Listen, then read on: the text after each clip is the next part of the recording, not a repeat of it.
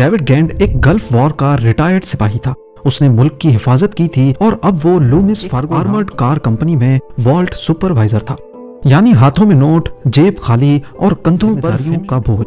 वो हफ्ते में 75 से 80 घंटे काम करता था, लेकिन बदले में उसे महज 1.25 घंटे के मिलते थे। डेविड गेंट अपने रूटीन से तंग आ चुका था। तन्हाई और कुछ बड़ा ना उसे अंदर से खाती जा रही थी।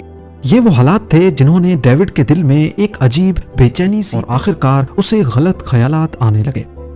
यहाँ डेविड के दिल में बेईमानी का ख्याल आने की शैतान ने इस गलत कदम के लिए उसके सामने एक नया रास्ता खोल दिया और इस रास्ते का नाम था कैली। कैली भी लूमिस फार्गो में ही काम करती थी।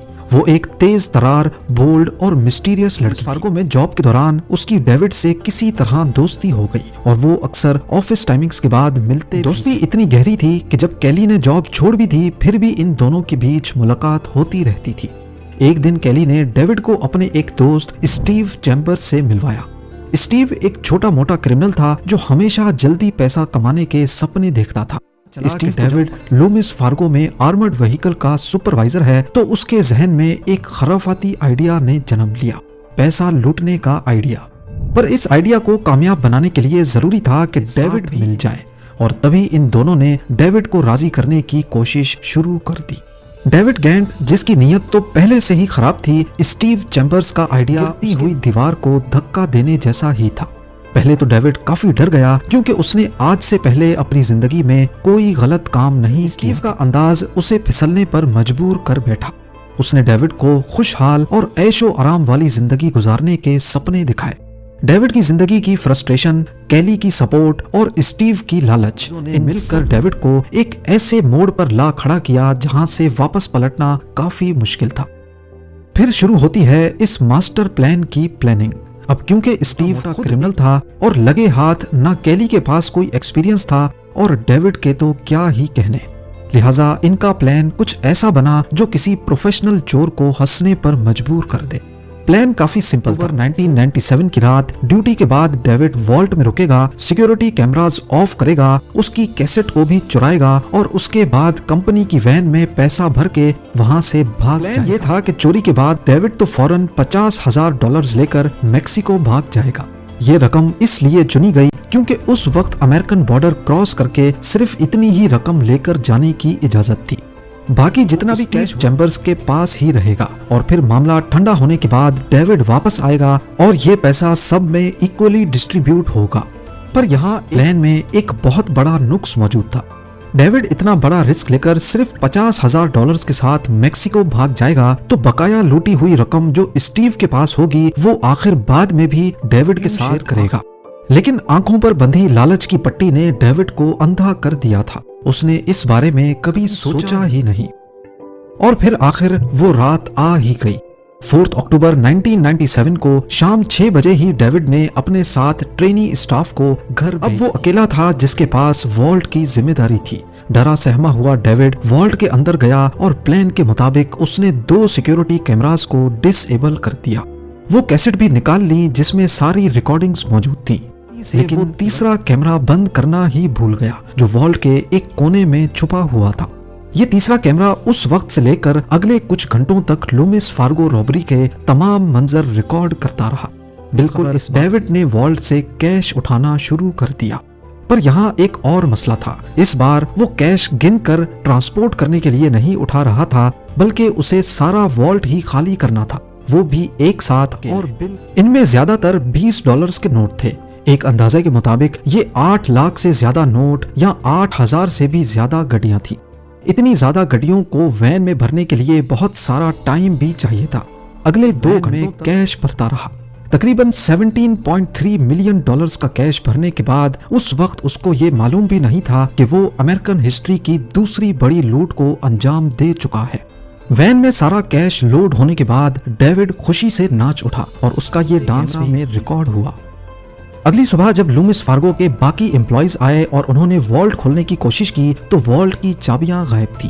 पुलिस बुलवाई गई। उस वक्त क्योंकि सिर्फ डेविड गेंट ही ऑफिस में मौजूद नहीं था, इसीलिए वो शुरुआत से ही प्राइम सस्पेक्ट बन गया। कैमरा की फुटेज देखी गई तो सारा शक यकीन में बदल गया और आखिर में डेविड के डांस ने जलते पर नमक डालने का काम किया।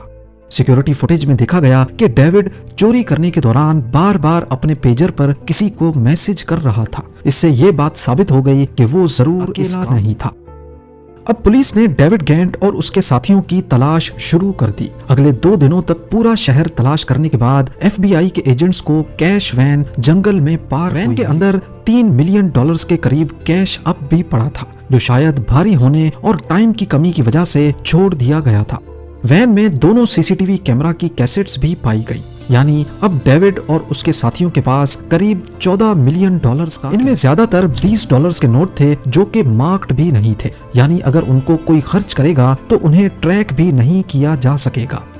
वहां डेविड प्लान के मुताबिक $50,000 लेकर मेक्सिको भाग चुका था। वो वहां एक लग्जरी बीच रिजॉर्ट में पहुंचा और वहीं रहने लगा। और FBI ने डेविड और उसके साथियों को तलाश करने के लिए अखबारात में एडवर्टाइजमेंट्स पब्लिश की और इस रॉबरी से मुतालिक खबर देने वाले को $5 लाख का इनाम देने का वादा भी किया। शहरियों से अपील की कि अगर अपने गिर्द कोई ऐसा शख्स देखें जिसके पास अचानक से पैसा आया हो तो इस कैंपेन की वजह से पुलिस को दिन भर बहुत सारी कॉल्स आने लगी।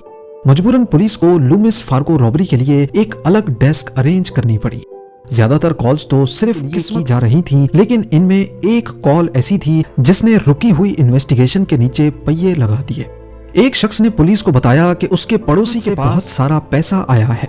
ये कोई और नहीं बल्कि स्टीव चैम्बर्स ही था जिसका असल में ये सारा प्लान था। FBI ने चुपके से इस पर नजर रखना शुरू कर दिया। मालूम ये पड़ा कि स्टीव से बिल्कुल रहा नहीं गया और उसने अपनी बीवी मिशेल के साथ मिलकर बड़ा खरीदा है। एक नई BMW गाड़ी और दूसरी लग्जरी चीजों पर भी वो बहुत पैसा लुटा रहे थे। FBI ने उनके बैंक अकाउंट्स की जांच की तो मालूम पड़ा कि 4 अक्टूबर के बाद उन्होंने काफी सारा पैसा अचानक से डिपॉजिट किया है। उनका शक तब मजीद पुख्ता हो गया जब बताया कि ये रकम $20 के नोटों के फॉर्म में लाए थे। मिशेल जो ये पैसे डिपॉजिट करवाने आई थी, उसने टेलर से ये भी पूछा था कि कितने पैसे डिपॉजिट करने पर आप लोग FED को रिपोर्ट नहीं करते। FBI का शक अब यकीन में कि और कोई हो ना हो डेविड का साथ देने वालों में स्टीव चैम्बर्स और उसकी बीवी मिशेल तो जरूर हैं, लेकिन वो खामोश रहकर और खासकर डेविड का पता लगाना चाहते थे। अभी इन्वेस्टिगेशन को करीब 10 दिन ही गुजरे थे कि सारी चीजें खुलकर सामने आ गई। कहानी की तह तक जाने के लिए FBI ने स्टीव चैम्बर्स के फोन को टेप करना शुरू किया।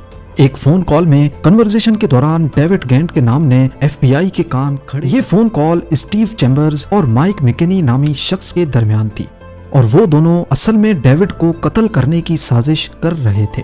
असल में स्टीव चैम्बर्स इतने ज्यादा पैसे देखकर पगला गया था। जैसा कि प्लान में एक फ्लॉ था, वो डेविड को मरवाकर सारे पैसे अकेले हड़पना चाहता था। FBI ने माइक मैकेनी को अरेस्ट किया जिसने सारा प्लान फौरन उगल दिया। माइक ने ही इंकशाफ किया कि डेविड मेक्सिको में मौजूद है और उसी ने बताया कि लूमिस फार्गो से कैश चुराने के बाद वो गाड़ी को रेनॉल्ड्स प्रिंटिंग प्रेस की लेकर गए थे और वहां कैश को दूसरी गाड़ी में। हैरत अंगेज तौर पे स्टीव इसी प्रिंटिंग प्रेस में जॉब करता था। उसने इतना भी नहीं सोचा कि गाड़ी को किसी अननोन जगह पर ले जाकर कैश ट्रांसफर किया जाए, और क्योंकि उनके पास कैश बहुत ज्यादा और प्लान बिल्कुल फारिग था, तभी उन्होंने $3 मिलियन गाड़ी में ही छोड़े और उसको जंगल में पार्क कर दिया। उन्होंने इतनी जहमत भी नहीं की कि गाड़ी को कहीं दूर छोड़ आए। ये ऑफिस के बराबर में ही मौजूद था और लूमिस फार्गो के वेयर हाउस से सिर्फ चंद किलोमीटर दूर। गोया पुलिस और FBI को पहले 10 दिनों में ही तमाम ग्रुप का पता चल चुका था, लेकिन उन्होंने अगले 5 महीनों तक इंतजार किया। ठोस सबूत इकट्ठे किए गए और फिर 1 मार्च 19 डेविड गेंट को मेक्सिको से अरेस्ट किया गया। अगले दिन स्टीव चैम्बर्स, उसकी बीवी मिशेल और कैली कैंपबेल को शार्लेट, नॉर्थ कैरोलिना से गिरफ्तार किया।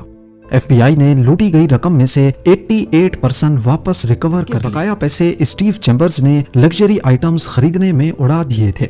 स्टीव चैम्बर्स को 11 साल की सजा हुई और डेविड गेंट को 7 साल की। डेविड पर होने वाली $3 मिलियन की रकम का बिल भी फाड़ा गया, जो असल में उसने खर्च ही नहीं किए थे। में इस कहानी पर मास्टरमाइंड्स नामी फिल्म भी बनी। फिल्म के प्रोड्यूसर ने डेविड गेंट को कंसल्टेंट के तौर पे रखा, लेकिन उसे कोई सैलरी नहीं मिली, क्योंकि कानूनन डेविड को मिलने वाली कोई भी रकम डायरेक्टली उसका कर्जा उतारने के काम में लाई। इस मौके पर डेविड कंस्ट्रक्शन वर्कर की जॉब करता था और उसका कहना था कि मैं अपनी कमाई से जिंदगी भर भी काम करके ये कर्जा नहीं चुका सकता। आज फ्लोरिडा के शहर जैक्सनविल में अपनी बीवी और बच्चों के साथ रहता है और कंस्ट्रक्शन वर्कर के तौर पर काम करता है। उसने सोशल मीडिया पर भी अपनी प्रेजेंस रखी हुई है और वो अपनी गलतियों से लोगों को सबक सीखने का मौका देता रहता है।